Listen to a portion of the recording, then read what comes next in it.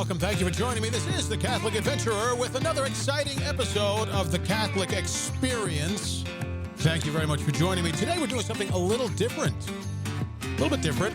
Broadcasting live to my website at catholicadventurer.com/live. Hello and welcome again, those of you joining me there. catholicadventurer.com/live. Get used to it, folks. Get used to it. I'm going to be broadcasting more frequently, exclusively to my website. Hello, those of you catching me on demand on X and throughout other social channels. Today we're talking about focus and attention. It's a crisis of focus and attention. And that crisis, the reason why that crisis comes to bear is because focus and attention can make or break a saint. It really can. It's underestimated and underappreciated just how bad focus or good focus or attention makes or breaks a saint. We're going to also talk about, I'm going to start the show talking about a Pew Research study that shows that we've been beaten by the nuns all over again. This time it's N-O-N-E-S, nuns. Catholics got beat by the nuns. It's unbelievable. And then I'm going to talk a little bit about I'm going to lead into a story about from my boxing days, a fight that it was me versus a man named Hertz. I'll explain to you why his name was Hertz, and I'll explain that whole story. I'll tell you that whole story and explain why focus and attention come to bear on that.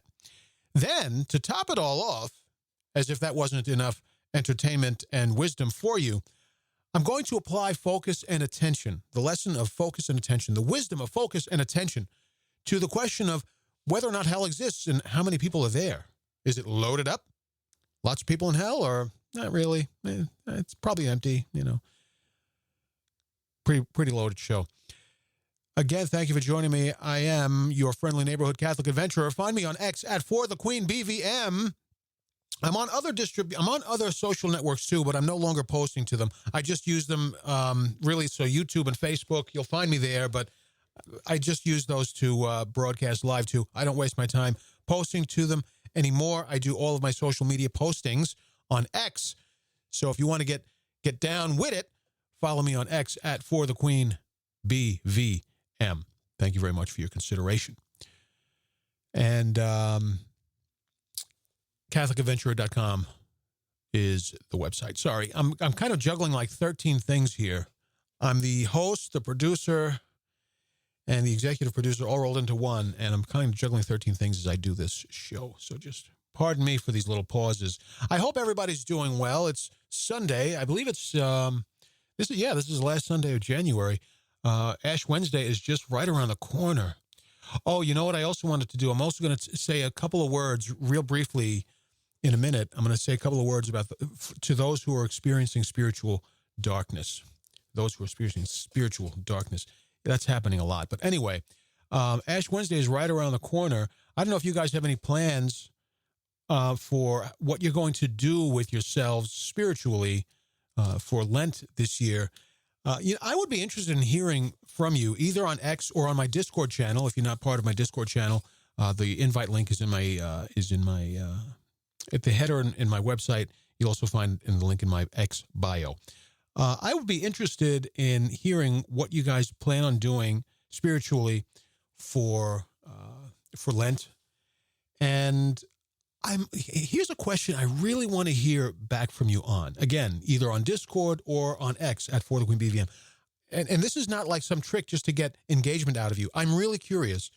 How has your spiritual experience been over the past, I don't know, let's say 2 or 3 Lent seasons? Have they been rough? Have they been a rough 40 days? Have they been a great 40 days? Did you come through those 40 days thinking, oh, I'm a little bit changed in a positive way from where I was on Ash Wednesday? Wow. How has it been for you? I'm curious because I'll tell you the truth. The past 3, maybe 4 Lent seasons have been very, very, very hard on me. So much so that I'm dreading the next one. I'm dreading Ash Wednesday. I'm dreading the coming Lent season. How's it been for you? Let me know. Just sending a quick post real quick. Talking. Also, a few words. I'm just sending a quick post on X. Those going through spiritual darkness.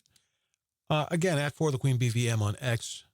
Drop a comment or check me out on Discord.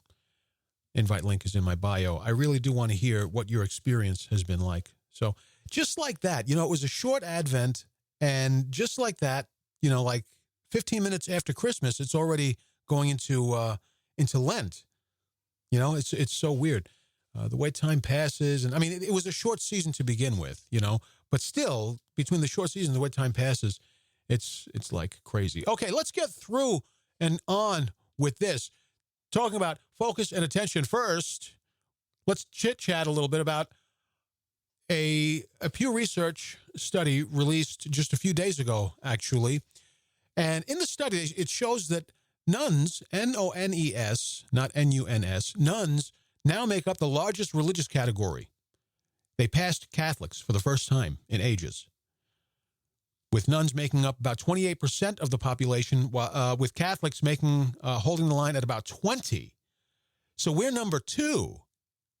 I believe this is in the United States. I believe this is an American study. We're number 2 on the list. I can't believe it either. So if you don't know what nuns are people who don't declare any religious affiliation at all. Okay? They don't, they might have been born like Catholic or Christian, Pentecostal, whatever. They might have been born they might have been born Jews or Muslims. Except, I doubt many of them are Muslims, but whatever. They might have been born in any religion, and now they don't declare any religious affiliation at all. You understand? And Pew has been tracking this for a few years now, at least since 2007. Okay, so in 2007, nuns accounted for about 16% of the population. Today, as I said, they're about 28%, so it almost doubled between 2007 and today. You'd think 2007 till today, that's a lot of years. It only doubled in a lot of years. That's explosive, folks, from 16% of the population to 28%. It doesn't shock me because in 2007, I was saying this number was going to double. I said, give it 5 to 10 years, I said. So I was a little bit off. So I said 5 to 10 years, that number is going to double. All right, I was off by a few years. Sorry. What are you going to do? It was 15 years. Sorry. I'm going to go back in time. I'm going to say, I'm sorry. I said 5 to 10, but what I meant to say was 10 to 15 years. It will double. And that's what I should do. Go back in time, tell myself to correct myself. Now, talking about nuns, you think this is a phenomenon of atheism, right? You think all the nuns are just, godless weirdos. But it's not really just atheists. It actually isn't. Only about 17% of nuns identify as atheists. 17% of the nuns. 17% of the nuns identify as atheists. That just sounds funny because it sounds like you're talking about N-U-N-S.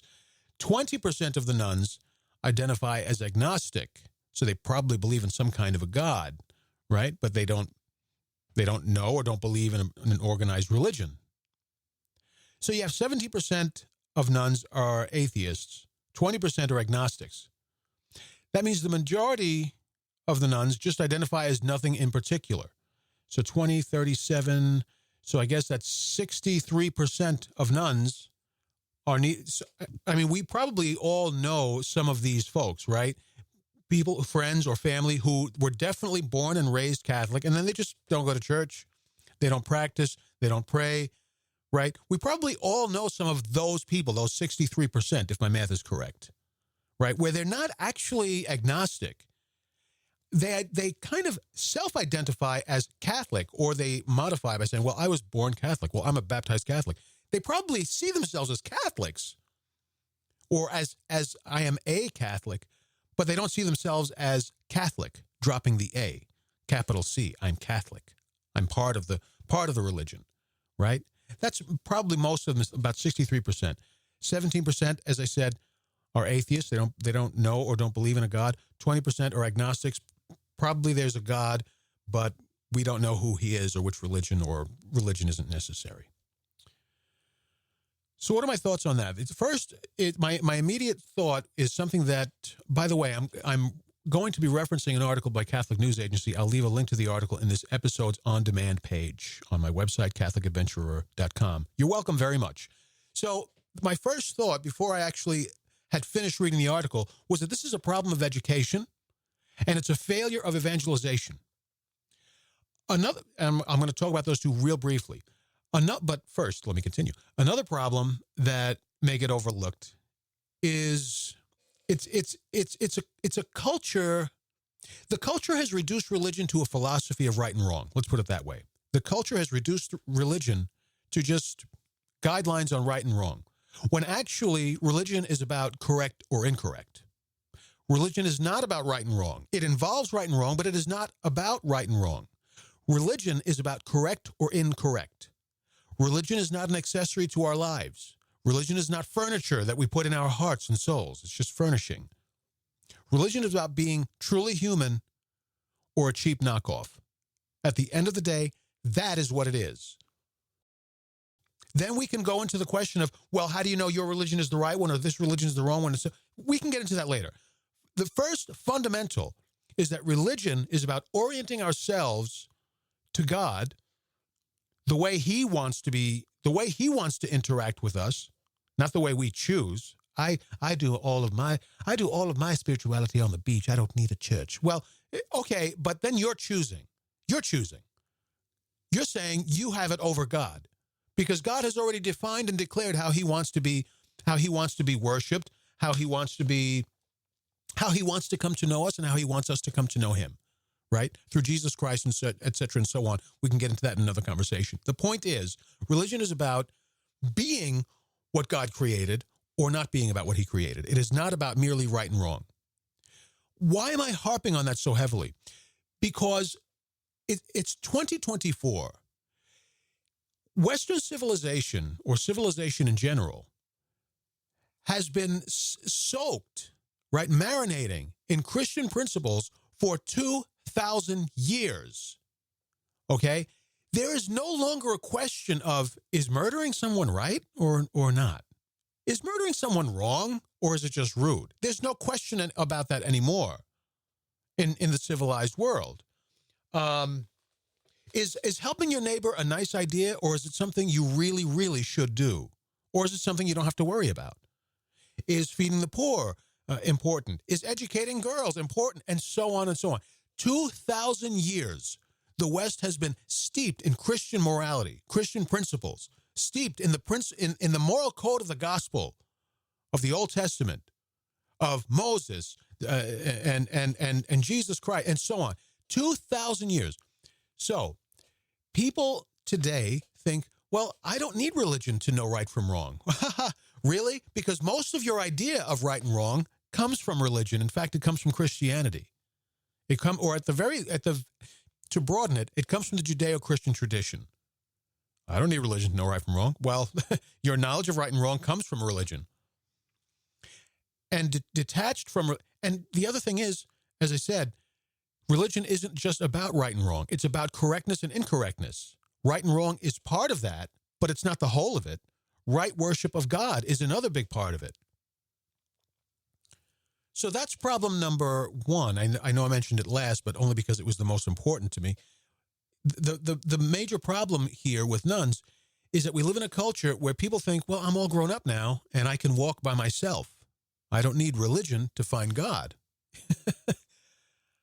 I don't have to go on and on about the problem of that statement, right? I don't need religion to find God. Well, the only reason you know about God is because of religion. So you think just an awareness of him is enough? Do you think an awareness of him is enough? Because that's not what we see in the Holy Scripture. And what you know about God, you know because of the Holy Scripture.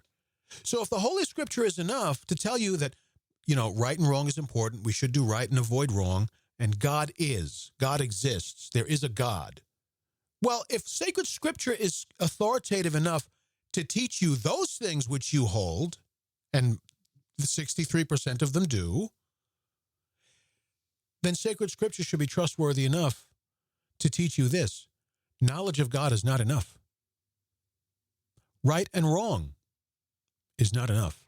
Many moral people are very unholy. It takes more than moral conformity to be holy, and only the holy get to heaven.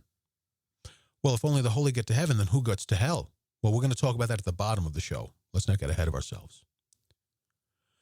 It's also a problem of education, right? We're not educating Catholic children I can only speak for the Catholics. I'm sure it's, Protestant Christians, non-denominational Christians. I'm sure everybody has some degree of this problem, but I'm talking from the perspective of Catholics. We don't educate our children well, either in the home, in the family, or in our schools. We've removed God from public schooling, public education entirely. Not only have we removed God, but we've inserted and injected more and more Freemasonic principles. And Freemasonry, not fundamentally, but at its core, is Satanism. If you check my catalog of shows, I did a show, I think it's called Freemasonry and Satanism. It's the only show I've ever done with the word Freemasonry in the title. If you want to know why I say Freemasonry is Satanism, look for that show. I explain it there. It's in my catalog on iTunes, Spotify. I think I even have that up on YouTube as well, that show. So it's a problem of education. We've removed God, and not only have we removed God, which is bad enough, removing God from God and religion from our education and the formation of children is like putting a plant in a basement, in a dark basement. Okay, so you've cut it off from the light. So that's already bad, right? But on top of that, we've inserted Freemasonic principles, which at its core is Satanism, even if it doesn't worship Satan, right? It worships lies, effectively.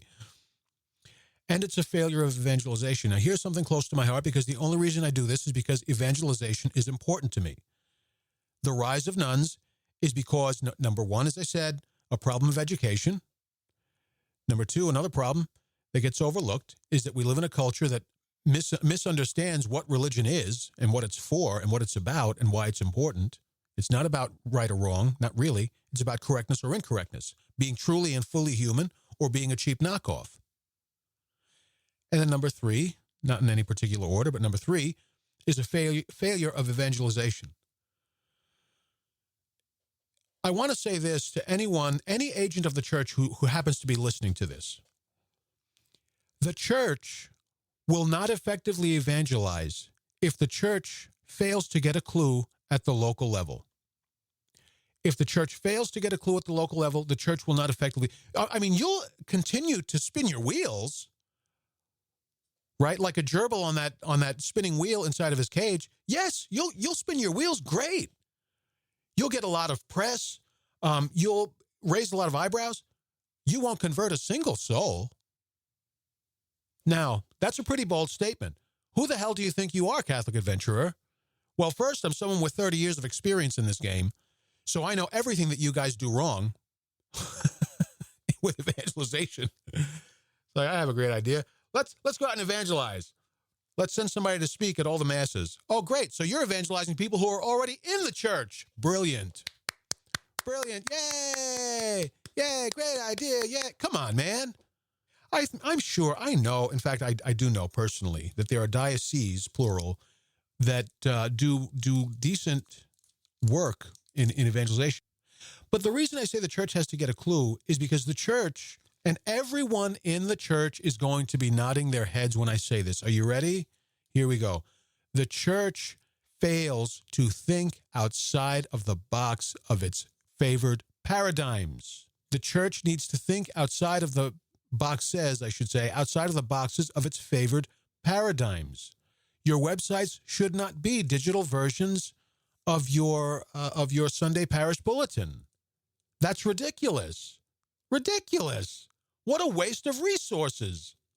If you're going to record your homilies, make them widely available and tailor your homilies with the understanding that they're going to be played back on demand by more people than who sit in your parish to listen to them live. In some cases, we spend little to no money on evangelization. But in more cases, the money we spend on evangelization, you might as well just flush it down the toilet or give it to me because I'm out of work and I have bills to pay. You might as well either give it to me or flush it down the toilet, all that money. So excessively talking about the problem of nuns. You know what I'm going to do? Because I had a lot more I wanted to say about this. I wanted to reference some things in the article. What I'm going to do instead, because I'm running too long with this, I will do an after show about this nuns phenomenon. And that after show will be exclusively available on my Discord channel. Going forward, I may do something where free or paid registered users of my website will have, I don't know. I'm kind of working this out as I go. But right now, I really want to encourage people to join that Discord because I really want to build a community and to interact with you and do some nice things on there. So for now, those after shows will be available exclusively on my Discord channel. You'll find an invite to my Discord channel in my bio link on X, and you'll see it at the top of my website where the little social icons are. The Discord is one of them. And that takes me to the next point. I wanted to talk a little bit about spiritual darkness. Without getting into it too much, my own personal experience, I'm going through a very, very, very, very tough time right now, and that's about all I'm going to say about that. You know, a large part of that tough time is a spiritual darkness that's been going on progressively for several months, and it's been really hitting me hard past month or two. I considered maybe doing a separate blog about that, you know, just to share my experiences, what I'm feeling, what I'm doing about it, what I'm thinking. Then I thought, you know what? Once I do that, I'm not sitting quietly in the dark. And God sends us through these deserts, through this darkness, because he wants us to sit quietly in the dark and learn from it. And the way that happens is different for everybody. And I thought, you know, if I would not be doing that blog to draw attention to myself, excuse me, I would be doing that because maybe that will help others. But then I thought, I think I won't do that. But I'm seeing a lot of this, you know, people going through rough spiritual patches and stuff. And I did want to offer a couple of words of advice. I'm there with you. I'm in my own spiritual darkness. I think, and I've heard priests throw around, not just to me, but to others, throw around the term, you know, dark night of the soul. They throw it around a lot. I wish they wouldn't, because it diminishes the importance and it diminishes the weight of what that really is. You know, yeah, I'm angry at God lately. Well, you know, it's a dark night of the soul. You know, John of the Cross talked about it. No, that's not what that is. The dark night of the soul is something very different. And I do believe that just generically spiritual darkness or spiritual dryness does have degrees. God will allow a Christian to experience that. What's the word I'm looking for? As much of that pain as you can handle, he'll let you experience that much. There's a much more intelligent way of putting that, but it escapes me. So it does come in degrees. If you're able to handle it at all, he may bring you through spiritual dark or spiritual desolation to a small degree for a short period of time, and then he'll bring you out of it, and you'll experience spiritual consolation. It's an ongoing cycle of ups and downs. The more spiritually mature you are, the more he wants you to suffer for whatever reason, to purify you, to punish you, to purge you. I don't whatever. Everybody's different. The more spiritually mature you are, the more capable you are of suffering, the deeper the darkness will be that he brings you through, and the longer it will last. So how do you deal with that? What do you do when you're going through these periods of spiritual desolation or spiritual darkness or spiritual dryness? I have a couple of articles written on my website. On this episode's on-demand page, I will put links to those articles because I don't remember what I called them. I think there's 3 of them. I'll put links to those articles on this episode's on-demand page. But I can tell you briefly, first thing you do is hold the line. And I know that can be very hard to do. That can be, because depending on where you are, you might be where I am, and I'm being very honest, I'm very irritated right now, very frustrated, frankly, very angry at God right now. I'm not going to lie. But I know that's my defect. I'm angry at God because of me. Why because of me? I have no idea, but I know that God is good. He sent his son to die for me, and so on and so on. So the problem must be me. But the way it feels is that I'm angry at God right now. When you have this sort of angst, anger, frustration, feeling betrayed by God, whatever, it's hard to hold the line. So damn hard. So hard. Believe me, I'm there. So hard. Pray, pray, pray, pray. And in my heart, I'm like, no. No. Either because I don't want to or because it's hard to. You know, prayer is a response to grace. Prayer is not just, do you want butter on your toast or do you want jelly? That's not prayer. Prayer is a response to grace. Prayer is more like, do you want to go to the gym or not? And then once you're in the gym, do you want to do legs or shoulders? And then once you choose which workout set you want to do you want to lift light or do you want to lift heavy? That's prayer. All of that is prayer. Prayer is hard to do. So it's hard to hold the line when you're going through spiritual dryness. It's hard, but you have to. Don't listen to your heart in those moments. Listen to your head. Your head knows, even if your heart resists. Or for you, it might be reversed. Maybe your mind resists, but your heart knows. Whichever one of those is tugging you toward the good, follow that one and ignore the other one. And it's going to be sometimes painful or difficult or a drag, whatever. But that's number one. Hold the line. Hold the line. But I don't feel God's presence when I pray. So what? Neither do I. My goodness. Last time I quote unquote felt my prayer, it's got to be a few months ago, and it was rather brief, and that was the first time in a few months before that, and that was the first time maybe in a year. I don't know. I mean, I don't feel God when I pray. So what?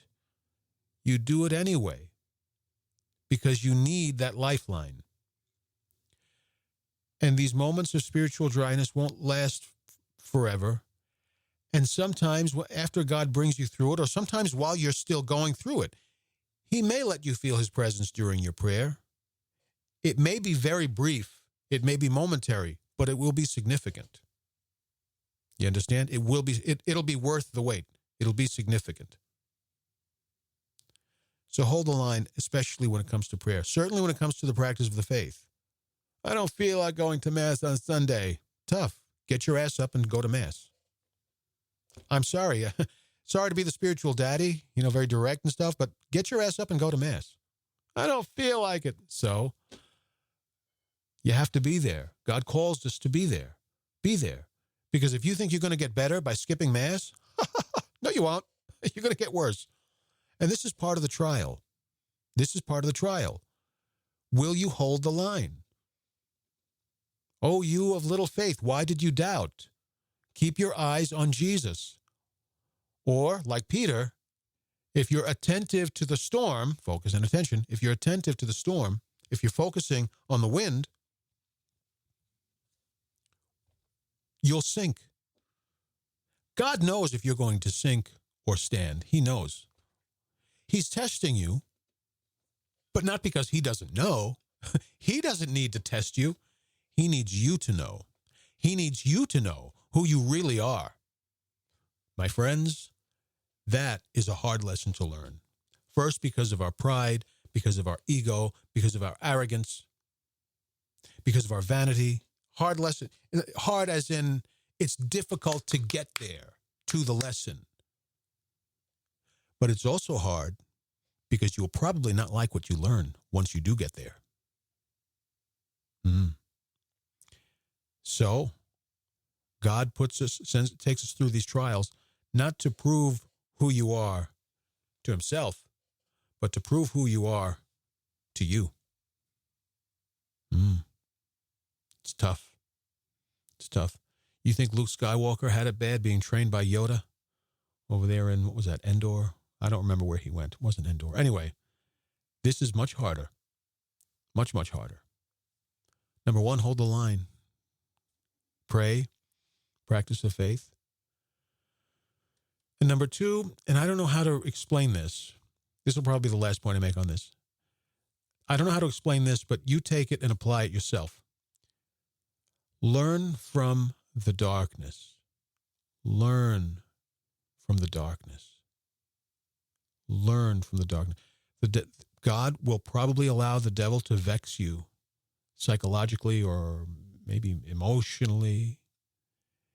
And it will manifest in the darkness.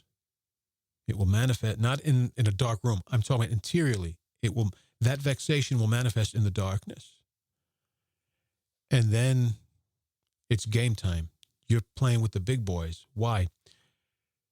Because the devil, or it might not, the Lord may not use the devil to do this through vexation. The Lord may do this by an unseen grace that enlightens your mind to see something he wants to teach you.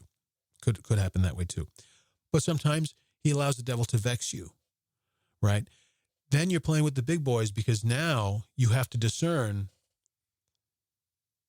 how much of this vexation, or if it's not vexation, how much of this spiritual enlightenment is the truth and how much of it is my error of perception. The Lord will bring you there. The Lord is not going to lead you through the dark just to get you lost, okay? If you're experiencing spiritual darkness, God allows it, and he doesn't allow it just so that he can get you lost or worse off than where you were. But learn from the darkness and suffer through the darkness. Part of the fruit of spiritual desolation, if you can believe it, is the fruit of the suffering, the fruit that results from the suffering. So suffer well and suffer honestly. Again, I can't explain that. I probably could, but it would take like 20 hours. I say that to you and you apply it as you know how it applies to yourself. Spiritual desolation, the spiritual dryness. First of all, I want to say too, I do believe a lot of people are experiencing this these days. I've been in evangelization and stuff for a very long time. So just in my experience, I feel like over the past, let's just say 5 years, I feel like a lot of people, by comparison to, past experiences, a lot of people are going through this. I also think people are experiencing a lot of depression. I mean, throughout America, certainly, depression is really on the rise. So if all of these, let's take it just to Catholics, of all these Catholics who are expressing a sense of spiritual darkness, I do think a lot of them are just depressed. I believe that because of some of the things they say are clues to what they are and are not really experiencing. Some of the things that they express are clues. I do believe a lot of them are experiencing just ordinary old depression. But I also think many of them, very many of them, are being brought through spiritual darkness. If you think you're going through spiritual darkness, ask yourself if you're just experiencing depression. Talk to a spiritual director. Because I would say at least for half of the people I've come to know going through this online and in real life, half of them I think are just depressed. But half of them I think are, at least half of them are going through a sort of spiritual darkness. So hold the line. Hope in God. The only time you have to worry is when you stop giving a damn. And if you're suffering in the spiritual darkness, it's not because you don't give a damn. When you don't give a damn, you're no longer suffering in the dark. You're at home in it. You care. You give a damn. You want to be closer to God. You're frustrated that he's not responding to you. He's not sending you consolations, whatever. And that means you care. Or it could mean you're selfish. But I think for most of you, it's because you care. And you can only care about reaching for God if God is with you. Well, I don't feel him with me, but you want to, right?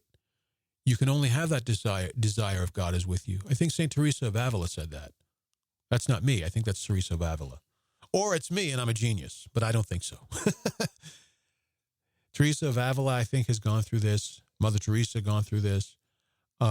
St. John of the Cross, many other saints. I can tell you the cycle of desolation and consolation, spiritual desolation and spiritual consolation, that cycle is kind of normal, just as breathing is normal, right? What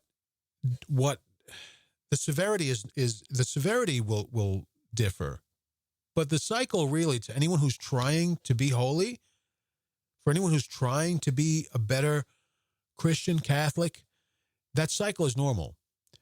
The depths, okay, a deep desolation, that's usually more the exception. That's usually more the exception. Anyway, I will leave a link to this on this episode's on-demand page talking about this, or links to articles I wrote talking about this. Hopefully they give you some advice. You know, it's at times like these that I wish I had a commercial to roll, because I could sure use a break, get some tea or coffee, and catch my breath. I have no commercials, except I will say this. I'll be my own commercial. I would really be thankful if you consider subscribing, first of all, signing up for my newsletter, and also subscribing to my website. I do have bills to pay, not just personal bills, but, you know, running a website costs money and things like that. This service where I'm live streaming, that costs money, and it's just audio. But you think it's free? It's not free. I would really appreciate if you would consider, number one, the newsletter is free, and it helps to keep me in touch with you. It helps me to build and maintain and engage with the audience. I send out updates about content I've published, whether it's a podcast or an article, whatever. Special announcements I send out on that newsletter once a week, maybe once every other week, and that's free. Subscription to my website is $5 a month. I'm going to be truthful with you, because at this point, I don't want to try to offend anyone, but at this point, I'm not going to care if I happen to offend anyone. I'm going to tell you the truth. You guys are really very cheap. Because $5 a month is like nothing. And I know everybody hearing the sound of my voice can afford that. Hey, it's not up to you to help Catholic Adventurer pay his bills and feed his family. Okay, but would you like to support the work of this apostolate? Because the apostolate costs me money. Costs real money from my pocket. Do you think what I'm doing is valuable? It may not be. That's really for you to judge. It's not for me to judge. Do you think what I'm doing is valuable? Do you think what I'm doing is necessary to the work of the church? Pitch in $5. Now, how do you subscribe and how do you sign up for the newsletter? Well, here's what you do. You go to my website, CatholicAdventurer.com, and you'll see it in the menu bar. The first link in the menu bar is homepage. The next one is subscribe. So you can start there. But I'll tell you a direct link, and I'll leave this on my on-demand page also, this link, CatholicAdventurer.com/my-plans. My-plans. It's a very stupid URL, but I'm stuck with it. I'll leave the link on this episode's on-demand page. From that page, CatholicAdventurer.com/my-plans, you'll find a link to sign up for the free newsletter, and it's one form. It's dead easy. You just put your email address in there. You're done. And on that same page is also the option to subscribe, $5 a month. Dead easy. Okay, I do the occasional exclusive. I put the occasional exclusive thing on my website that only paid subscribers get. Okay? If you subscribe to my website, you will also be added to the newsletter. You don't have to do both. If I add you to the newsletter and you don't want that, well, then when you get the newsletter, just click on subscribe. It's done. Okay? CatholicAdventurer.com/my-plans. Okay. Enough with the commercials. Holy cow. I'm really running out of breath here. This is a rough show. Okay. So let me tell you a story. I really wish I hadn't talked so much at the top of the episode. Sorry about that, but let's get into the meat and potatoes. We've really been talking about focus and attention. You just don't know it yet, but we're about to roll into it, and we're going to tie it all up nice and neat. And then we're going to talk about whether hell is populated and how populated is it, or does it even not exist? Okay, first let me tell you a little story about my boxing days. I didn't box a lot. I guess I had 14 fights. One was a rematch, but total was 14. 0 losses, 1 draw. 0 losses, 1 draw. And that's why there was a rematch, which I almost lost that. But that's another story. So this one fine day, this was, I wouldn't call it sparring, but I wouldn't call it an exhibition either. And it wasn't an official fight. It was sort of in the middle of, I guess, it was sort of like an exhibition, but not quite as serious. And they put me in with this fella. Well, anyway, he wasn't awfully experienced. I was a little bit more experienced. And ahead of this, we'll just call it a fight. It wasn't an official fight, but we'll just call it that. Ahead of this fight, I had just gotten done watching Rocky, my favorite movie of all time. I had just gotten done watching, it might have been all 3 of them during that week, but certainly Rocky 2 was in my head. So I might have just gotten done watching Rocky 2 that day or like the night before or something. So I'm there with my buddies, and everybody is there. And of course, I'm there with my entourage. You know, I didn't really have an entourage, but these were just, you know, my buddies. And they had watched Rocky with me, and a couple of them loved the movie too. So we're all talking smack. You know, we're doing the Clubber Lang trash talking. You know, so-and-so tailor-made for me. You know, what's your prediction for the fight? My prediction? Yes, prediction. Pain. I'm in the ring, man. I'm all ready to go. And I start shucking and jiving, baby. I don't know why or how, but I had achieved mastery of real nice footwork in the ring. Great for movies, bad for real boxing. It was basically Apollo Creed's footwork, right? The way he would rock his hands and move his feet. It looked beautiful. And maybe it was just instinct. I don't know. It's not like I practiced this for months, but I had that nailed. So I was doing that, right? Because I knew I could beat this guy, and it wasn't even a serious fight anyway, you know? So I was throwing a couple of punches. Here's a jab. You know, here's a couple more little jabs. Here's just a mild shot to the body. Here's one in the face. And I'm literally running circles around him in the ring. Not running, but like dancing, you know, around the ring. Looking beautiful, looking fantastic. After that fight, they're getting the roster ready for the next actual fight, which, I don't know, was a couple months later.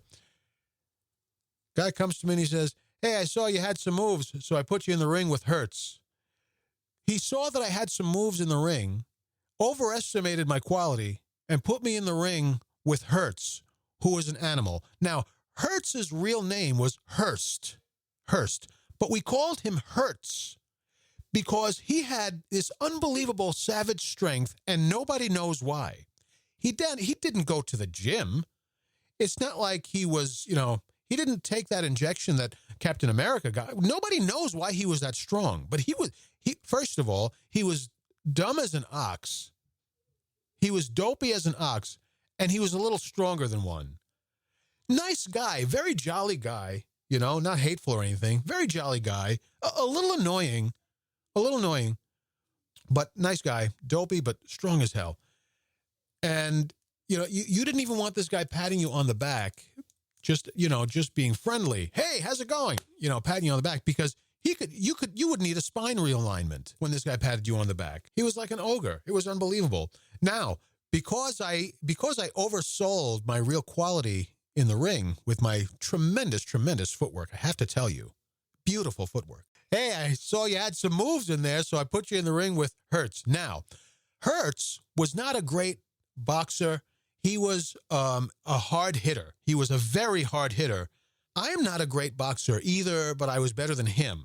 I would say, you know, I think this is a Rocky thing, where Rocky kind of saw himself as not really a boxer, but more of a fighter. I guess I would sort of say that about myself. Not bad, but not great. Not fantastic. I could never have gone pro. Here's the problem. I have a choice now to either focus on Hertz's strengths or to focus on his weaknesses and liabilities. Hertz's strength was that he was damn strong. I mean, I saw him knock somebody out twice, or knock two people out. And and he knocked out two very good athletes who I know could take a punch, and knocked them out quick, hard. Like, it was like hitting a tree. You saw that and you were like, oh. That's dangerous stuff, man, because I don't like getting hit in the face. I really don't like getting hit in the face. I mean, listen, you don't understand. I really, really don't like getting hit, especially in the face. Especially don't break my nose. Rocky and I have that in common. I have a beautiful nose, very beautiful. Everyone says so. And I don't want my nose to get broken. Plus, it don't feel good to get punched in the face, even with a boxing glove. So I could either focus and be attentive to his strengths, or I can shift my focus and look for his weaknesses. And of course, that's what I intended to do. Yes, he hits hard. Yes, he's damn aggressive. But what are his weaknesses? Well, he's a very sloppy puncher. He's a very, very sloppy boxer. Very sloppy boxer. Kind of predictable. Watch him long enough. Kind of predictable. Okay, I see where he's going. Sloppy. Predictable. Yeah, he hits hard. Yeah, he's aggressive, but sloppy and predictable. So, what happens when I identify his weaknesses? I begin to calculate the offensive. How am I going to use his weaknesses, to exploit his weaknesses, to achieve the good? How am I going to exploit the negatives? Or how am I going, not the negatives, I really should call it a positive.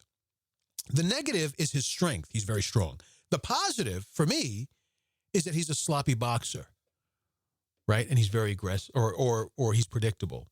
So how do I take that, what do I do when I identify that positive? I formulate a way to achieve the good. If I focus on his strength, what am I doing? I'm formulating a way to be defensive. Don't hit me. Let me run away from you. When I focus on what's bad, I develop a strategy of self-defense. When I focus on what's positive, I develop a strategy to achieve the good. Victory, in this case. You understand focus and attention? So how did this fight play out? We get in the ring, and he is damn aggressive. And, he hits hard.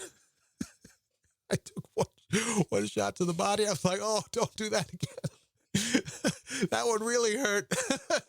Okay, Hertz, we'll do this. I'm dancing around Hertz because he's fat and ugly. He's fat and ugly. He can't catch up to me. I got good footwork, baby. And I'm dancing around Hertz. I'm getting a couple of punches in. And then I discovered something. First of all, yes, he's predictable. He's predictable. But he's very sloppy. Okay, so I know where he's going to go with some of these punches, and I kind of know how to move and get out of the way. I kind of know what I have to do to hit him and then move quickly to get into the next striking position before he can hit me back. And you know what I discovered in that? Not only is he sloppy, but he doesn't like to get hit either. In fact, it occurred to me he probably has never been hit before. Because as I started to get some punches in, I could tell that was really getting under his skin. It was even disorienting him a little bit. Now I've identified another positive, his weakness. Another positive is he doesn't get hit well. He's not good at getting hit. So I have to keep hitting him at all costs, even if it means taking a few shots myself, which I wanted to avoid. But even if it meant getting a few shots at myself, I had to make sure I was hitting him and continue to disorient him, which I did. As it turned out, he did get very angry and disoriented, but the guy could, I don't want to say you could take a punch, but kind of. But I also discovered then that he had a glass jaw. Long story short, by focusing and being attentive to the positives, in this case, the positives were his weaknesses. By focusing and being focusing on the positives and being attentive to those things, I was able to formulate a plan to achieve the good. And I won. I came out on top. If I had lost that fight, I wouldn't even be telling you this story in the first place. Thank you very much, and you're welcome. Yay, ding, ding, ding, ding, ding. Yo, Adrian, I did it. Isn't that a lovely story? Thank you. I'm glad you liked it. Focus and attention. We live in a time when people are focusing and being Catholics are focusing and being attentive to the wrong thing, focusing on and being attentive to the wrong things. The wrong things. They focus on the negative. They focus on the negatives. They're attentive to the negatives. And so what do? They get scared and nervous and angry, and they begin to think, how can we protect ourselves? How can we defend ourselves from this heretical pontificate? How can we protect ourselves from the heresy all over the church? Folks, I'm not trying to be disrespectful. I'm trying to be straight with you because we're family, right? So I'm trying to be straight with you. All of that is just ridiculous. This is not a heretical pontificate. There are heretics in the church, but by and large, you've never met them. By and large, you've never even heard from them. I mean, full-blown, over-the-line heretics. Now, there are heterodox clergy, etc., in the church, sure, and you know some of them probably, and you've probably heard some of them, sure. But you know how long those types have been in the church? 2,000 years, my friends. But when we focus on that, and the Catholic media, especially independent Catholic media, they want you to focus on that. When you focus on the negatives, it makes you defensive. When you get defensive, you also get angry. It comes from fear and frustration. Why? Because you're focusing on something that is not worth focusing on. I say this all the time. And you're not being attentive to what you should be attentive to. You understand? The thing you ought to focus on are the positives. Now, let me preface it this way. I get frustrated by the Pope too, by the Holy Father. He frustrates me sometimes. I've said this again and again. I'm more of a Benedict XVI kind of person. That's more how I am. John Paul II was my Pope. I'm not, Pope Francis has a lot of like real fans. I'm really not a fan. To me, he's just a priest who is the Pope. I see him as the Pope, but he's just a priest. Where John Paul II, to me, I don't want to see it was like, John Paul II was like a god to me. No, it wasn't that, but I had stars in my eyes for John Paul II. At the end of the day, he's just a priest who is the Pope. But to me, he was something higher. I mean, stars in my eyes for John Paul II. Huge fan of Benedict XVI. With Pope Francis, I've gotten to a stage where he's just a pope. He's just a priest who is the Pope, and he has all of my respect and all that stuff as the Pope. But I wouldn't call myself a fan. Like, woo, Pope Francis. I don't care. I'm not a fan. I'm not against him. I'm not an anti-fan. I'm just not a fan. That's all. See, I'm frustrated sometimes with the way he communicates. I don't think he's a good communicator, but I don't think he's a bad theologian. I don't even think he's a bad. I'm not on board with his administrative quality, his quality as administrator. But whatever. That's just me. That's just my opinion.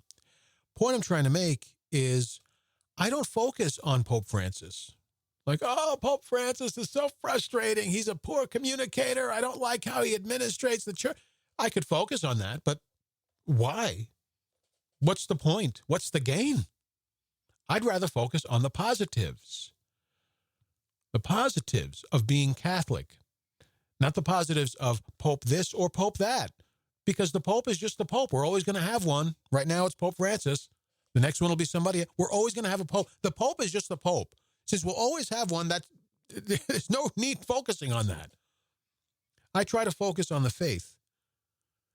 which the body of work of the saints, the body of work of the church, our history, our legacy, the spirituality, obviously the sacraments. I mean, that goes without saying. That's automatic. The sacraments, especially Holy Eucharist and confession, rosary, devotion, stuff like that. I try to focus on that. And you know what? That's already a lot. By focusing on what's good in the church, and I'll include the faith experience in that, even though it's kind of something separate, but in the church, if we focus on what's good in the church, we will orient ourselves toward acting further and further toward the good, toward reaching and moving further and further toward the good.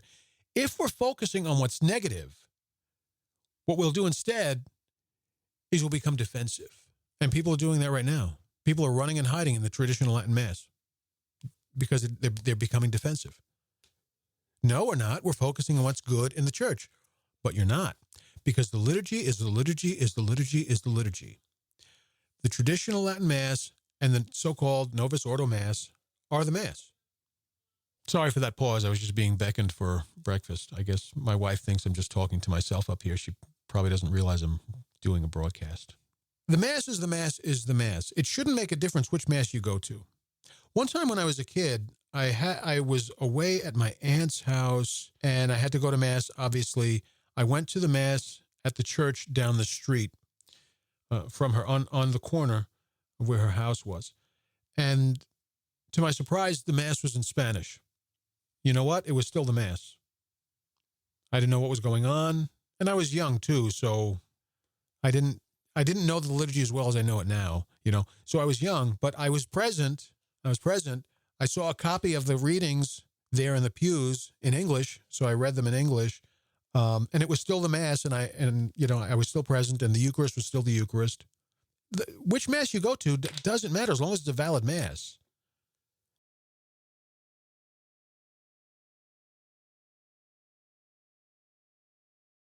So taking cover in a particular Mass, I don't care if you're taking cover in a Novus Ordo Mass at a church where the Novus Ordo Mass every Sunday is like something from the Vatican, from a Vatican High Mass. That's great.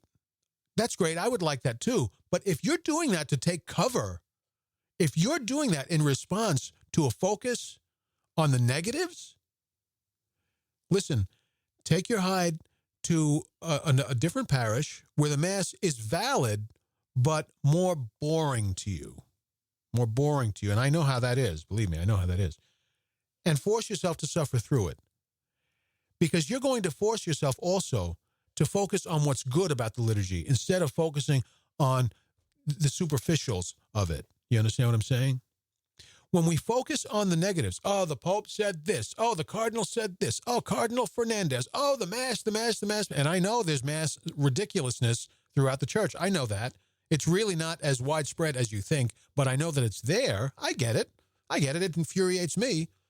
If there's one word out of place in the rubrics, that triggers me. One word. If I hear that you've got one word wrong, that triggers me. I don't say anything, but in my heart, I'm like, ugh, Hulk smash, you know? So I get it. But let's not be so reactionary. Focus on the good. Focus on the good. This priest who's inserting way too many silly things, then it doesn't render the Mass illicit or illegitimate or anything like that, but they shouldn't be there. However, I focus on what's good. He always drops a really, really good nugget, either in his homily or in his opening greeting, which at first glance sounds like, please don't say these stupid, silly things, but if you stop and just appreciate what he's saying, it's like, oh, wow. What? And I told him this once. I said, Father, that probably made me a better Catholic. That thing that you said. This is from a priest who infuriated me with his insertions. It was never an invalid Mass or I wouldn't have gone. Focus on the good. Focus on the positive and you'll move toward the good. If you focus on the negative, you'll become defensive and angry.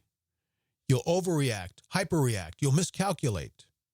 My friends, many Catholics in the church are doing that. They're focusing on the negative and they're miscalculating out of fear. If I had done that in that fight with Hertz, I would have gotten my block knocked off. And believe me, Hertz could have done it. Hertz could have done it. In fact, I think I was the only one to beat him. I think I was the only one ever to beat him. And he did a lot of boxing afterward. And I think I was the only one ever to beat him. Not because I'm Rocky Balboa, not because I'm Mike Tyson, but because I focused on the positives. I focused on the positives, not on the negatives. I paid attention, not just focus. Focus is like momentary, you just look. But attention is you hold it. You hold your focus there on the positive. And you use it as a guide in your movement toward the good. The objective, capital G, good. You understand? Focus and attention. It can make or break a saint. Because I said this in my prelude. I started doing a little prelude to a podcast. For as long as it's not a pain in the behind to do that, I'll do that for subsequent episodes too. I do a little write-up about what the next episode is and why I'm doing that episode. Anyway, I did a little prelude to the podcast explaining why I was even talking about this. And I said it there, and I'll say it again. There are Catholics who go to Mass every day and are the most amazing heretics or Lucy's or unholy Catholics that you've ever heard of, right? And then there are Catholics who only go to Mass on Sundays, and they're the most beautiful saints you've ever met. Most beautiful saints you've ever met. You want proof? Look up the Arian heresy. Look up Arius, daily Mass goer. Martin Luther, daily Mass goer. Right now, Arius and Martin Luther, that's different. Those are different, things. But the point is, it's all about focus and attention. What you focus on and what you're attentive to determines the path you take towards sainthood or your own damnation.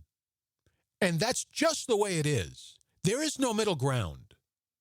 What you focus and what you're attentive to, what you focus on and are attentive to, determines your path to sainthood or condemnation and damnation. Maybe the middle ground is purgatory, but if you aim for purgatory, you're going to hell. So let this be binary for you. There's heaven, there's hell, and that's it. Let this be binary for you, because you will increase your chances of reaching to heaven. Focus and attention. Focusing on the good and the positive, it orients you toward achieving a good objective. Focusing on the negative, what's bad, what's glum, causes you to, first of all, to lose hope, to lose faith,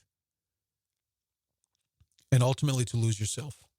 The choice really is yours. The choice is yours, because you're not being foolish by refusing to pay attention to the negatives.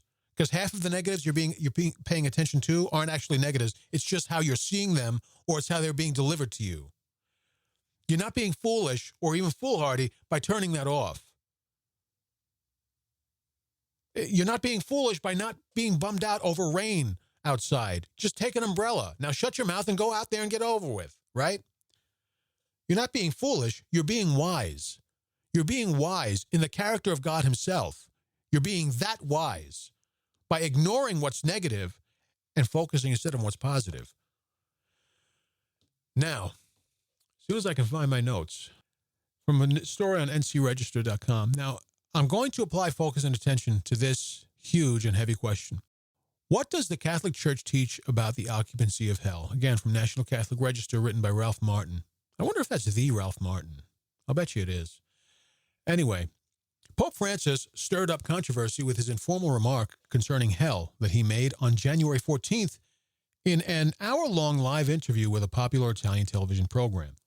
While acknowledging that this is only his personal view and not a dogma of the faith, the Holy Father speculated that hell may be empty and expressed the hope that it is the case. Expressed the hope that it is the case. Quote, "What I am going to say is not," so this is the Pope speaking, quote, "What I am going to say is not a dogma of the faith, but my personal view, I like to think of hell as empty. I hope it is." I'm going to leave a link to this article on this episode's on-demand page as well. I was going to get very, very into this, but this show is just running way too long. Let me just get to the point. We're always asking, is hell empty or is it full? Is it just Napoleon and Hitler, or is that nasty old granny down the street in hell as well after she died?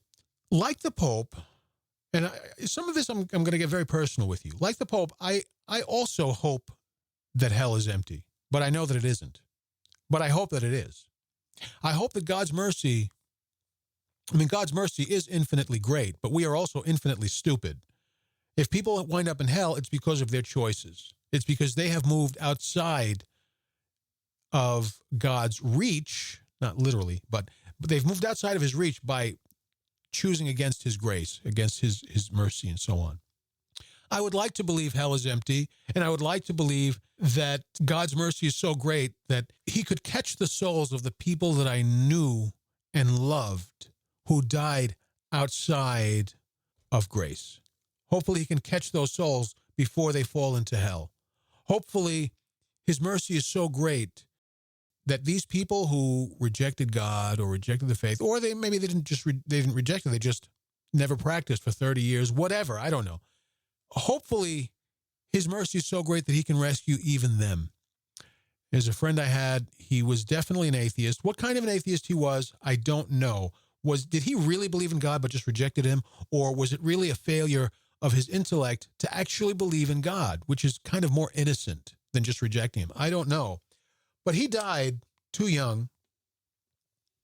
And I always, I had this horrible image in my head of the poor guy because we used to debate, like, as friends, but they were not official debates, but they were debates. Anyway, we did debate about God and religion.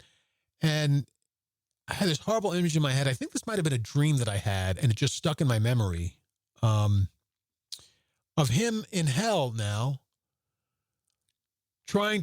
looking up, sort of looking through a glass ceiling, which to me would be a glass floor, looking up from hell in this glass ceiling, and there's people all around him in torment in the flames, and he's banging on the glass ceiling, admitting now that he was wrong and I was right. Not to make me feel good, but almost as if to say, okay, I was wrong. Ask God to save me now. Or, okay, I was wrong. And now maybe by admitting that, maybe God will save me. Except in this image, I couldn't hear anything. I couldn't hear him pounding on the glass like it was too thick. I couldn't hear anything. I could just read his lips. And I could see him pounding on that glass ceiling, or to me, the glass floor, pounding for dear life to get my attention and shouting his head off. You were right. I was wrong. God, I hope he's in heaven. He may not be. Nice guy, but I would hardly call him virtuous enough for heaven. I mean, not in the least. Very nice guy, not a malignant character or anything, but not virtuous. There are people I know and have loved, friends, family, who, by the books, if we go by theology, the likelihood of them being in hell is great. Great likelihood that they are in hell if we go by theology alone. I hope to God that they aren't. I hope hell is empty. I really hope. And all of you probably are have similar experience, right? Where or are related to, people that you loved who died outside the faith. I see sometimes on Twitter, sometimes people bring this up. Pray for so-and-so. He wasn't a believer, or he left the church or whatever, and he just died, whatever. But all of you have to have somebody like that, right? Would you rather hope that hell is empty when you think of your relative who has passed away? Would you rather think that hell is empty, or would you like to think that sinners get what they deserve? I'm going to pause and let you think about that for a second. I would rather think that hell is empty, but I know that it is not. But I'd like to think that it is. I hope that it is, but I know that it is not. The people who I loved very dearly, who are dead and gone, I hope that God's mercy was great enough to reach them, because I know there are a couple that come to mind specifically. I know that they had tremendous hearts, and I know that for at least one or two of them, it's possible that in their last moment, before they shut their eyes forever, it's possible that one or two of them said, God, have mercy on me. And it's possible that they never said anything like that, but that they might have had they had the presence of mind. And so it's possible that God knew that and said, if you had just a split second more, you would have asked for mercy. So I'm just going to give it to you. Damn, I hope that's true. You have to ask yourself, would you rather hope that hell is empty, or would you rather sinners get what they deserve, including the ones you love the most? What does this have to do with focus and attention? Well, hell is real. Yes. Hell, we cannot authoritatively say hell is not empty. But we don't have to pretend to be stupid either. Okay? Based on what we know from Scripture, from tradition, writings of the saints, hell is very likely not empty. It's just not. It's just not. Okay? If Satan and the demons are there, certainly humans can be there, right? It's just not empty. Are there a lot of people there? Probably. Saints have said so. Right? Saints have said so. Apparitions of the Holy Virgin have said so.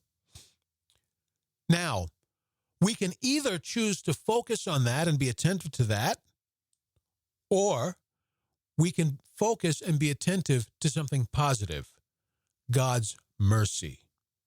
It doesn't mean we ignore the truth of hell's existence and what it takes to get there. I mean, the Catechism is very, very clear on this. You don't even have to be a philosopher or a theologian. Read the Catechism. The Catechism is very clear on this. Let me read this quick from the Catechism. It talks about that hell is the state of definitive self-exclusion from communion with God and the blessed, reserved for those who refuse by their own free choice to believe and be converted from sin, even to the end of their lives. Catechism is very clear. Hell is real.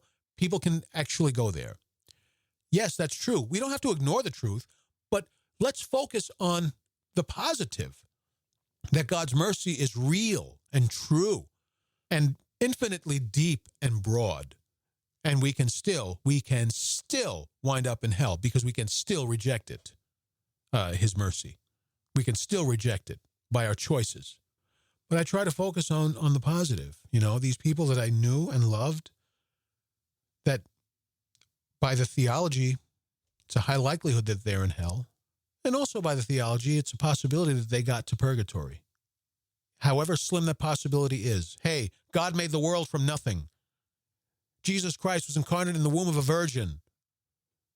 You mean to tell me by a slim margin of God's mercy that he can't save someone? Come on. So I pray for their souls. I visit their graves. I offer rosaries for them. Or I can say they're probably in hell and just give up on them. Focus and attention. Focus and attention. Focus and attention. This is not the Boy Scouts. It's the military, this thing we call Catholic. Being a saint or being a scoundrel, what's the difference? It comes down to focus and attention.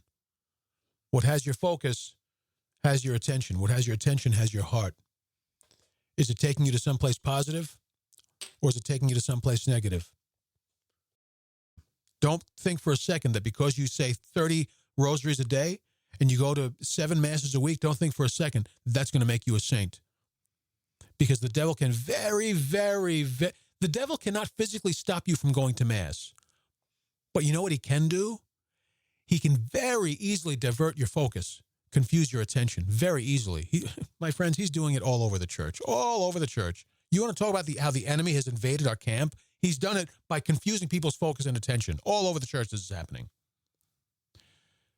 So get straight and keep your mind right. Focus and attention. Focus on things that are positive because that makes you move toward the good. Be attentive to things that are positive because that makes you move. It guides how you move toward the good. It guides how you move toward the good. If you're going to spend focus and attention on the negative, it's going to instantly, that's going to make you defensive. You're going to be in a defensive posture rather than a positive or affirmative one. Focus on the negative, you'll be in a defensive posture, and your heart and mind and actions will follow. What you do to the mind, you do to the will.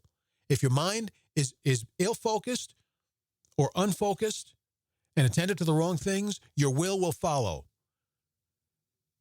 And if Catholics think, well, that's not going to be me, Oh, boy. I see it all over the church on social media. I see it. I see it all over social media. I see it all over the internet. I see it all over the parishes.